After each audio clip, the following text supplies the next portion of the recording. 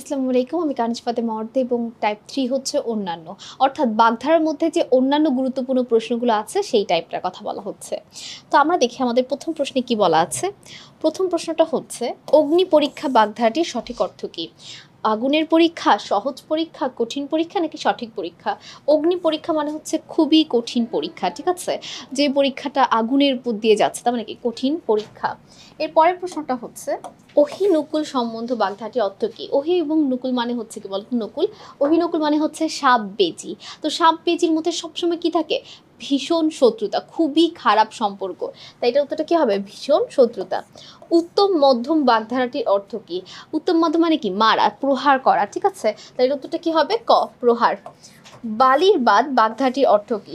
স্থায়ী বস্তু, আশায় নৈরাশ্য, অস্থায়ী বস্তু নাকি সর্বনাশ? এটা একটা কি হবে? বালির বাদ মানে কি? অস্থায়ী বস্তু।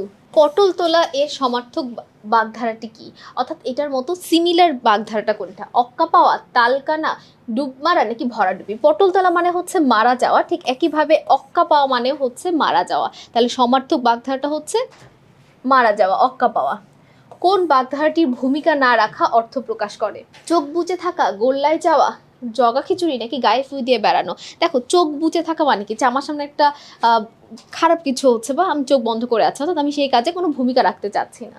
বর্ণচোরা বাগধারাটির অর্থ কি? ভণ্ড, অসম্ভব বস্তু, নির্বোধ নাকি নিঃস্ব করা? দেখো, বর্ণচোরা মানে কি? যে এক বর্ণে থাকে না, এক রঙে থাকে না, এক একবার এক এক রকম, অর্থাৎ কি? ভণ্ড। কুপরামর্শ অর্থে নিচের কোন বাগধারাটি ব্যবহার করা হয়েছে? কাছা ঢিলা, কান খাড়া করা, কান ভাঙানো, কান কাটা? বুঝাই যাচ্ছে। কাছা ঢিলা তো হবে না, কান খাড়া করা অন্যের কথা শোনা, কান কাটা মানে বেহায়া নির্লজ্জ, আর কান ভাঙানো মানে কুপরামর্শ। গোঁফ খেজুরে কোন অর্থে প্রয়োগ করা হয়েছে? খুব চৌকস, খুব অলস, বড় গোঁফ নাকি পার্থক্য? গোঁফ খেজুরে মানে কি? খুবই অলস, ঠিক আছে? মানে গোঁফ কাটারও যার সময় নেই, খুবই অলস। তার উত্তরটা কি হবে? 2। তো অসংখ্য ধন্যবাদ সকলকে যারা যারা এই পর্বটা আমাদের সাথে দেখেছো। পরবর্তী পর্ব দেখার আমন্ত্রণ রইল। আসসালামু আলাইকুম, আল্লাহ হাফেজ।